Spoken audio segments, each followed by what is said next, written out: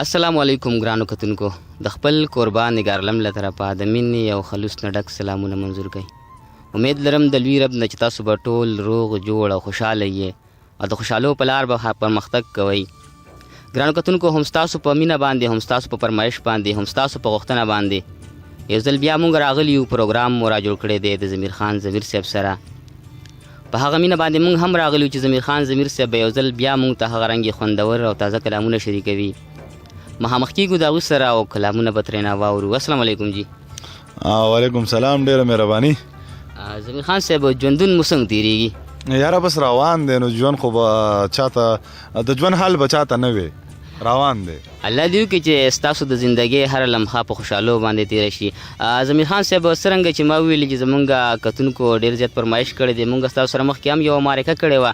د هغې نه بعد مونږ ته ډېر میسجونه، مونږ ته ډېر کالونه، مونږ ته ډېر کمنټس راغله چې ضمیر خان ضمیر صاحب سره یو ځل بیا معرکه وکړې، د هغوی نه نوي او خوندور کلامونه واوروئ. نو څنګه مو خوښه ده په هغه مینه باندې مونږ راغلي یو، مونږ ته به کلامونه اورئ. اول خو د ټولو مینوالو ته السلام علیکم چې څونه کتونکي دي، څونه مینوال دي. ولې چې دا یوازې ستا مینوال نه دي، دا زمونږ هم مینوال دي، دا د پښتو ژبې هم مینوال دي، دا د پښتو خاورې هم مینوال دي. نو ډېره مننه د کوم او شعرونه خو ویل زمونږ کار دی، خامخا به یې وایو. تازه کلام را سره شریک کړئ.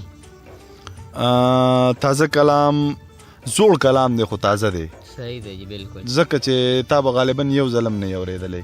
بس بالکل زمونږ دپاره بیا تازه دی. چې د مینوالو به دې هم نه یې اورېدلی. صحیح دی جی. چې ستا د ظلمونو د جپانه بلا څه جوړېږي، ستا د ظلمونو د جپانه بلا څه جوړېږي. زه خو یې شاعر کړلم چې ستانه بلا څه جوړېږي. یو وخت ته دی نه بغیر مور چرته وده نه کړم، هر وخت بلا ده، د بلا نه بلا څه جوړېږي. یو وخت ته دی نه بغیر مور چرته وده نه کړم، هر وخت بلا ده، د بلا نه بلا څه جوړېږي. څوک د چا د پیسې، چا د قرآن په زور سرونه پرې کړل، د هغه خان هغه مولا نه بلا څه جوړېږي. خوله کې یوه ژبه د یار مې پکې دوه ساتلي، خدای خبر چې د جانانه بلا څه جوړېږي. خوله کې یوه ژبه د یار مې پکې دوه ساتلي، خدای خبر چې د جانانه بلا څه جوړېږي. څوک امن نه غواړي خو زر به ورله نوم بدل کړي، د خړې پړې پښتونخوا نه بلا څه جوړېږي. څوک امن نه غواړي خو زر به ورله نوم بدل کړي، د خړې پړې پښتونخوا نه بلا څه جوړېږي. ښه ورته پته ده چې ما لیونی کړی دی، خو چاته یې ویل د ضمیر خانه بلا څه جوړېږي. د آخري شعر یو ځل بیا. ښه ورته پته ده چې ما لیونی کړی دی، خو چاته یې ویل د ضمیر خانه بلا څه جوړېږي. دوه شعره چې ما که پې شک ساتلی، ما که پې ګمان ساتلی، زه پې مینو مدې ښکلي په ما ځان ساتلی. ما که پې شک ساتلی، ما که پې ګمان ساتلی، زه پې مینو مدې ښکلي په ما ځان ساتلی. اوس خفه شوی مرور دی په ګوله یې وله، ما یې ارمان کړی دی، ما ورله ارمان ساتلی. اوس خفه شوی مرور دی په ګوله یې وله، ما یې ارمان کړی دی، ما ورله ارمان ساتلی. او زما خدای زمونږ کور به داسې نه ورانېږي، مونږ د ډېر وخت نه په تاخونو کې قرآن ساتلی. ډېر ښکلی، ډېر زړه پورې کلام ضمیر بای. ضمیر بای د وطنوال رونو سره سره چې کوم بهر ملکونو کې مسافر دي، هغوی هم تاسو ډېر اوري، ستاسو کلامونه ډېر زیات خوښوي. په ډېر ګڼ شمېر سره د هغوی دا فرمایش دی چې موږ ته د داسې څه کلام ووایي چې په هغې کې د مسافر یا د مسافرۍ څه ذکر وي. دغه فرمایش ستاسو مخې ته ږدو، څنګه مو خوښه ده؟ دغه به درته مسافرو ته خو زه اکثر شعرونه ډالۍ کوم، خو یو څو شعره زاړه د غزل نه، نوي غزل نه درته مخکې ویمه چې زه چې د کوره راوځم زوی مې سلګۍ ونیسي، مسافرۍ لزم خفګان نه نمری ونیسي.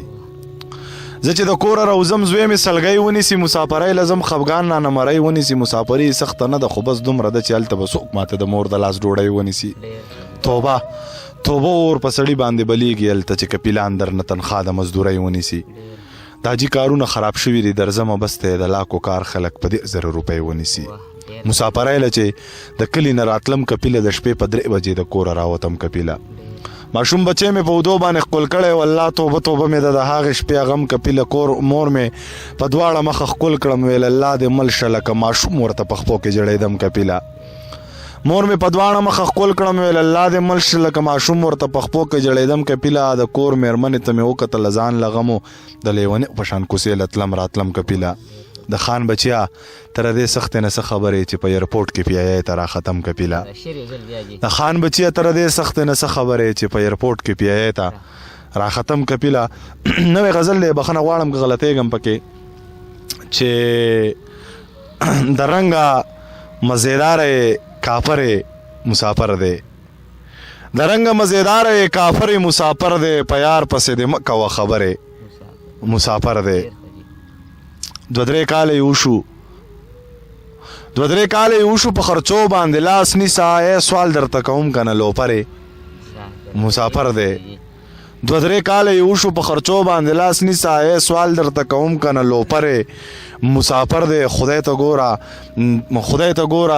ګل ګل ماشومان دي دا ساته خدای ته ګوره ګل ګل ماشومان دي دا ساته لالی دې در نتلی څومره لرې مسافر دی او چې 6 میاشتې کار نه و د 6 یې تنخواه ونیوه کال مې تیر کړی دی روپۍ مې پکې ونه لیده مسافرۍ کې خو مې دغه ګټه وکړه که نه داجي مې هم مړ شو بۍ مې پکې ونه لیده بلها کلونه په دې تمه باندې وګرځېدم چېرته د مور د لاس ډوډۍ مې پکې ونه لیده ځان نه سرمن وباسم تاسو له تې کور جوړوم خوږه لمحه د زندګۍ مې پکې ونه لیده زما د کور مېرمنې دلته کې تور سره شته دی خو چېرته ستا په شان جینۍ مې پکې ونه لیده ټیک شو